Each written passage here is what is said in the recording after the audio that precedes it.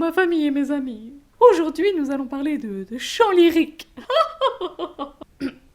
Vous ne le savez peut-être pas, mais depuis novembre dernier, je prends des cours de chant lyrique. Oui, avant même d'avoir commencé la calligraphie chinoise. Alors pourquoi est-ce que j'ai décidé de faire des vidéos sur la calligraphie plutôt que sur le chant? C'est quand même tout aussi intéressant, non? Bah pour une raison très simple en fait. Si au début en calligraphie je suis nulle, bah au pire mes caractères sont moches. Ça va quand même pas vous faire dégobiller. Par contre, si je fais des vidéos sur le chant et que je chante super mal, bizarrement je pense que vous seriez un petit peu moins tolérant. Non. Non. Mes oreilles. Alors quand on pense au chant lyrique, évidemment, on pense à quoi? À l'opéra.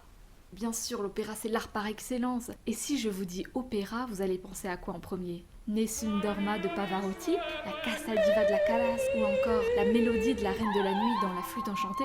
Mais le saviez-vous que Nessun Dorma, c'est une mélodie qui se trouve dans l'opéra Turandot de Puccini et ça se passe la nuit, la veille du dénouement de cet opéra, lorsque le héros ne sait pas encore si le lendemain il va vivre pour épouser Turandot ou alors mourir et puis retrouver sa tête sur un pic.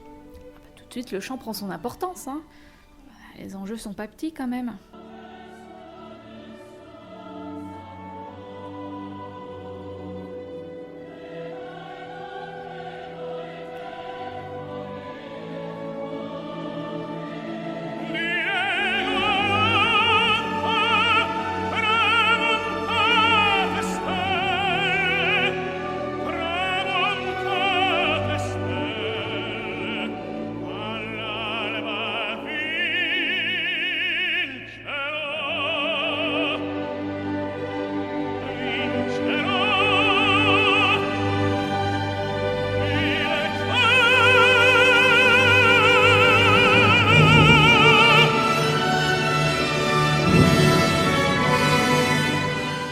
Casta Diva, saviez-vous que ça faisait partie de l'opéra Norma de Bellini? Ce chant est une sorte d'hymne à l'équivalent celte de la déesse Artémis, puisque Casta Diva ça veut dire déesse vierge, et c'est chanté par Norma, une druidesse qui a d'ailleurs trahi ses vœux en ayant une aventure avec un soldat romain avec qui elle a eu 2 enfants. C'est...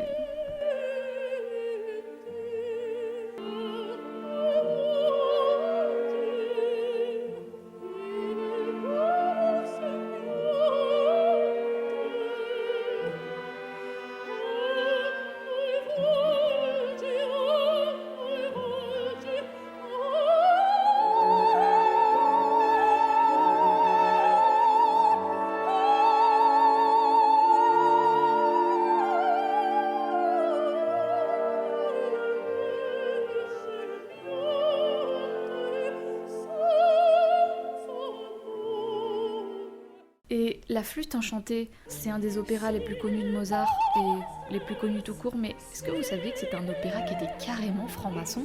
La Reine de la Nuit, c'est la méchante, mais c'est une méchante parce que c'est une femme. C'est pas un discours féministe, c'est vraiment abusé cet opéra. Alors, la musique est géniale, alors le fond...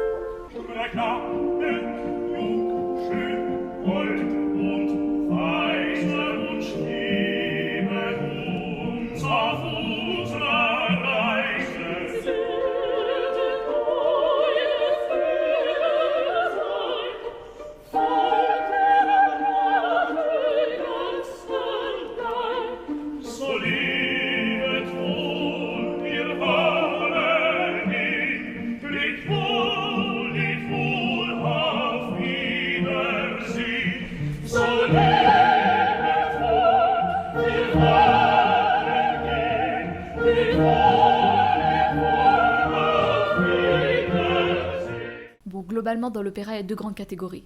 En fait, il y en a plus, mais je simplifie. Il y a l'opéra bouffon, comique, et l'opéra tragique, un peu à la tragédie grecque. En opéra comique, on a par exemple Le Barbier de Séville ou Les Noces de Figaro. C'est un peu du vaudeville, de la commedia dell'arte. Il va y avoir des quiproquos, des personnages qui sont passés pour d'autres, et à la fin on comprend plus qui est censé être quoi, et ça se finit toujours par une morale, et ça se finit bien en gros. Pour vous dire à quel point ces opéras peuvent être rocambolesques, un moment dans Les Noces de Figaro de Mozart, un moment il y a une vieille dame qui essaie de forcer Figaro, l'homme à tout faire, à l'épouser, elle qui est une vieille fille. Lui évidemment il est amoureux d'une autre femme de son âge. Mais bref, il passe devant le notaire et au moment où ils sont sur le point de s'épouser, on découvre que la vieille fille c'est sa mère biologique et ça va loin. tua madre, Variano, tua madre, sua madre, cosa sento?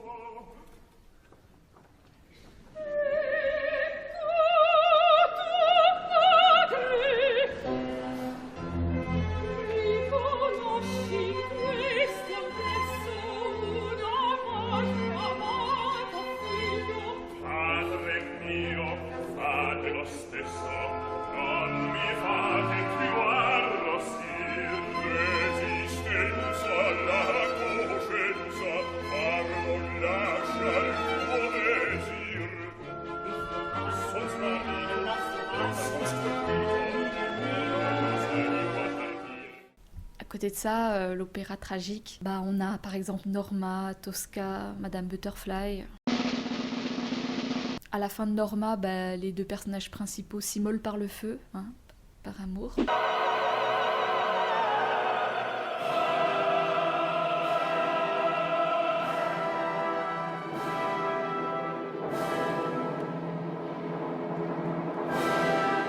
À la fin de Tosca, l'homme meurt, donc la femme se suicide.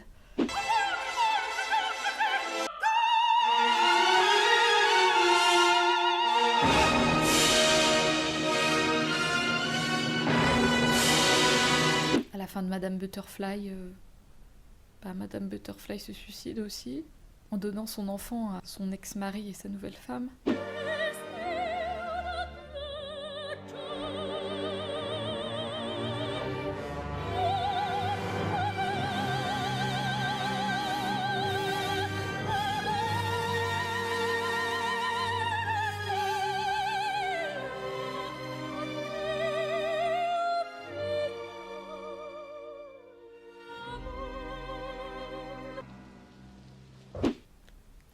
Et le pire, c'est qu'à chaque fois que je vois un nouvel opéra tragique, j'y crois toujours, tu vois. J'espère toujours qu'à la fin, les personnages principaux vont survivre. Chaque fois, ils meurent.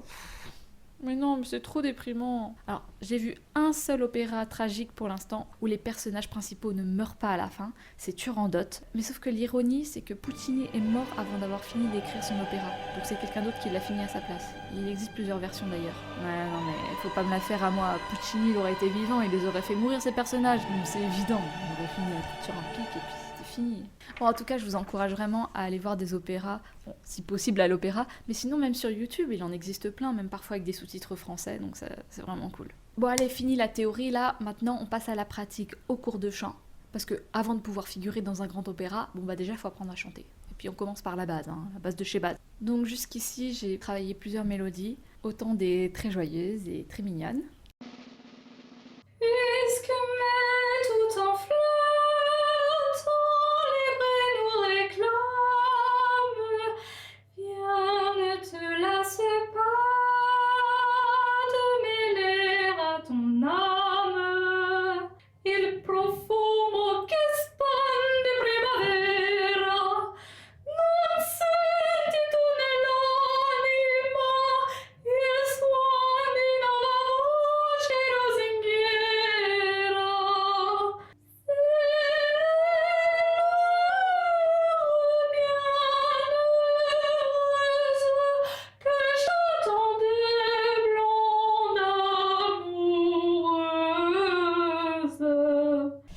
Et des un petit peu moins joyeuses aussi.